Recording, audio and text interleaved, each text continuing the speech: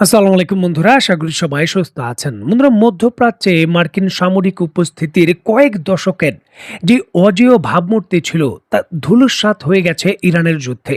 আর এই কথা আমি বলছি না, যুক্তরাষ্ট্রের বিখ্যাত সংবাদ মাধ্যম দ্য ওয়াশিংটন পোস্ট এই বিষয়ে একটি চাঞ্চল্যকর অনুসন্ধানী প্রতিবেদন প্রকাশ করেছে। তার স্ক্রিনশট নিশ্চয়ই আপনারা স্ক্রিনে দেখতে পাচ্ছেন। দ্য ওয়াশিংটন পোস্ট তাদের খবরে বলছে, সাম্প্রতিক সংঘাতে ইরানের নজিরবিহীন এবং নিখুঁত হামলায় মধ্যপ্রাচ্যের 15টি মার্কিন ঘাঁটিতে অন্তত 228টি স্থাপনা ও সামরিক সরঞ্জামের মারাত্মকভাবে ক্ষতিগ্রস্ত বা ধ্বংস হয়েছে। আধুনিক আমেরিকান ইতিহাসে কোনো রাষ্ট্রের পক্ষ থেকে মার্কিন সামরিক অবকাঠামোতে এটি সবথেকে বড় এবং বিস্তৃত আঘাত। ওয়াশিংটন পোস্টের বিশ্লেষণ অনুযায়ী উচ্চ রেজুলেশনের স্যাটেলাইট চিত্রে দেখা গেছে যে কাতার, বাহরাইন, কুয়েত, সৌদি আরব, জর্ডান এবং সংযুক্ত আরব আমিরাতের মতো দেশে ছড়িয়ে থাকা মার্কিন ঘাঁটিগুলো এখন আর নিরাপদ নয়। হামলার তালিকায় রয়েছে অত্যন্ত সংবেদনশীল স্থাপনা, যেমন Patriot missile defence system, third radar, satellite communication centre এবং জ্বালানি ডিপো এবং বিমান রাখার হ্যাঙ্গার। ওয়াশিংটন পোস্ট তাদের প্রতিবেদনে বলছে, মার্কিন সরকার এবং পেন্টাগন ক্ষয়ক্ষতির যে হিসাব জনসম্মুখে প্রকাশ করেছে, প্রকৃত চিত্র তার থেকে বহু গুণ বেশি।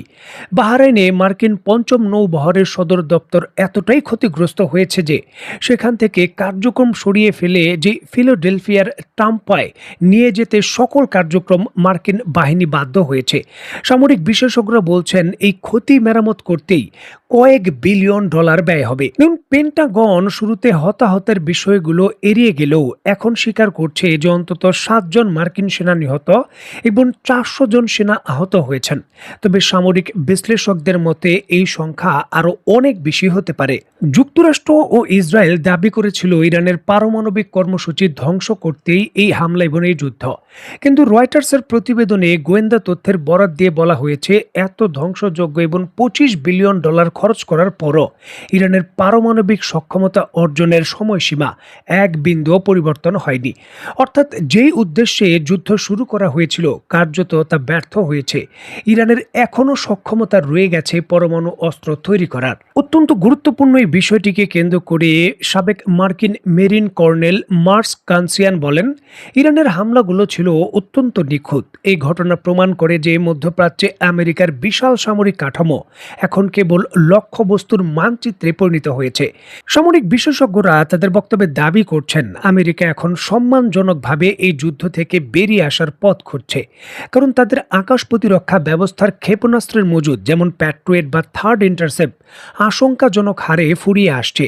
উপসংহারে বলা যায়, স্যাটেলাইট চিত্রগুলো আমেরিকার মার্কিন আধিপত্যের এক রূপ বাস্তবতা তুলে ধরেছে। দশকের পর দশক ধরে মধ্যপ্রাচ্যকে যারা নিজের হাতের মুঠোয় ভেবেছিল, ইরানের ড্রোন এবং মিসাইল প্রযুক্তি তাদের দম্ভ অনেকটাই খর্ব করে দিয়েছে।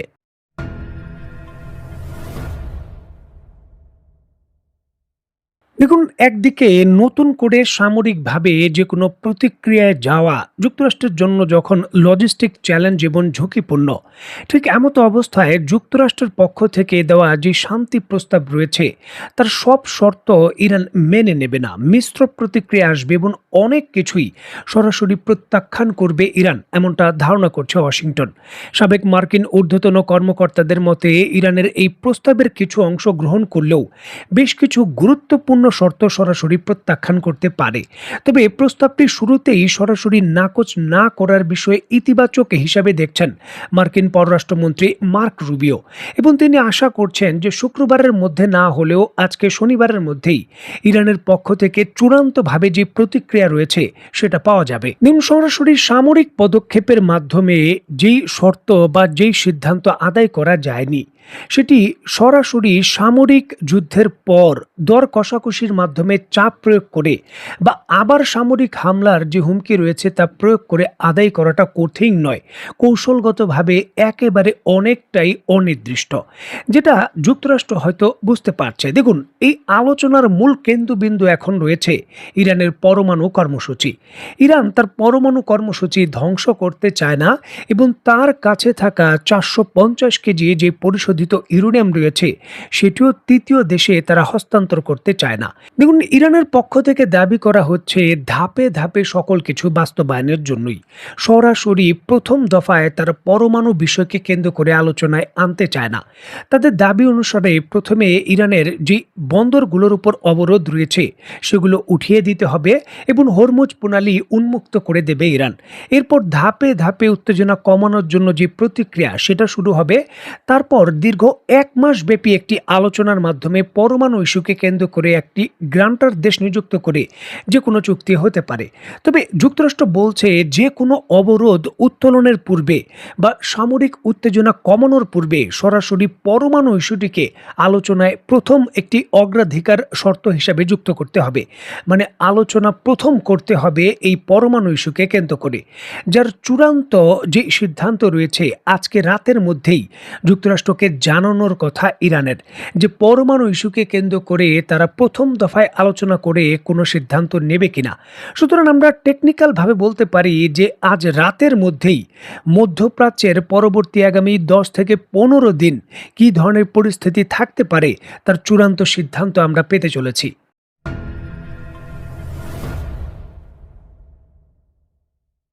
দেখুন, ইরান পরমাণু ইস্যুকে কেন্দ্র করে যুক্তরাষ্ট্রের সঙ্গে আলোচনায় বসবে কি বসবে না, বা গোপনে যুক্তরাষ্ট্র ইরানকে যে শর্তগুলো দিয়েছে সেই শর্তগুলোর কোন কোনগুলো ইরান মানবে বা কোন কোনগুলো মানবে না, সেগুলো আজ রাতের ভেতরই ইরান হয়তো যুক্তরাষ্ট্রকে জানিয়ে দেবে। তবে এই বিষয়ে ইরান আরেকটি জিনিস পরিষ্কার করেছে, যে কোনো ধরনের যদি শান্তি চুক্তি হয় বা যুক্তরাষ্ট্রের সঙ্গে পরমাণু চুক্তিও হয়, হরমুজ প্রণালী আগের অবস্থায় আর ফিরবে না। যে কোনো ধরনের চুক্তি হলেও হরমুজ প্রণালী সম্পূর্ণভাবে ইরানের নিয়ন্ত্রণেই থাকবে, সেটা ইরান পরিষ্কার করেছে। মানে পূর্বে হরমুজ প্রণালী দিয়ে যখন ইচ্ছে হতো যুদ্ধ জাহাজ প্রবেশ করে তাদের পঞ্চম নৌবহরে তারা অবস্থান করতে পারত বা নতুন করে শক্তি বৃদ্ধি করা যেত। তবে এখন ইরান দাবি করছে তারা হরমুজ প্রণালীর পুরো পরিস্থিতি তুরস্কের যে বসপোরস প্রণালী রয়েছে তার সিস্টেম তারা করতে পারবে, তার মতো তারা করে ফেলবে। এই হরমুজ প্রণালী পাড়ি দিয়ে যুক্তরাষ্ট্রের কোনো যুদ্ধ জাহাজ প্রবেশ করতে হলে সেটি ইরানের অনুমতির প্রয়োজন হবে, সেটা শান্তিপূর্ণ চুক্তি হলেও এমনটাই করতে হবে। এবং কোনো ধরনের পঞ্চম নৌবহরের যে ঘাঁটি বা শক্তি রয়েছে পারস্য উপকূলে থাকতে পারবে না, এমনটাও তারা দাবি করছে। এখন এমন পরিস্থিতিতে সমঝোতা হওয়া খুবই একটা বলতে পারেন জটিল বিষয়। আর এই জন্যই ইরান তার বক্তব্যে দাবি করছে যে বর্তমানে ইরানি বন্দরের উপর যুক্তরাষ্ট্রের যে অবরোধ রয়েছে সেটা আরো কয়েক মাস চলতে পারে। যদি ইরানের বন্দরগুলোর উপর আরো কয়েক মাস অবরোধ চলে, গোয়েন্দা বিশ্লেষণে যেমন তথ্য উঠে এসেছে, মানে মধ্যপ্রাচ্যের যুদ্ধ আরো কয়েক মাস স্থায়ী হতে পারে, এমন প্রস্তুতি কিন্তু নিচ্ছে ইরান। ইরান ধারণা করছে যে শান্তি চুক্তির এই পদক্ষেপের বর্তমান যে পরিকাঠামো রয়েছে সেখানে উইন উইন সিচুয়েশনে চূড়ান্তভাবে হয়তো ইরান এগ্রি করতে পারবে না, এই জন্য অবরোধ বাড়বে। আর অবরোধ বাড়লে উত্তেজনাও বাড়বে এবং সেটা সামরিক সংঘাতেও রূপ নিতে পারে। তার প্রস্তুতি তারা নিচ্ছে। ইরানের দাবি হলো এমন। দেখার বিষয় যে চূড়ান্তভাবে এই দাবি পাল্টা দাবির বিষয়গুলো সমঝোতায় পৌঁছায় নাকি সামরিক সংঘাতে আবার রূপ নেয়। তো বন্ধুরা, আজকের মতো বিদায়। নতুন কোনো ভিডিও নিয়ে আবার দেখা হবে। সেই পর্যন্ত সবাই ভালো থাকবেন, সুস্থ থাকবেন এবং বাংলাদেশকে ভালোবাসবেন। আল্লাহ হাফেজ।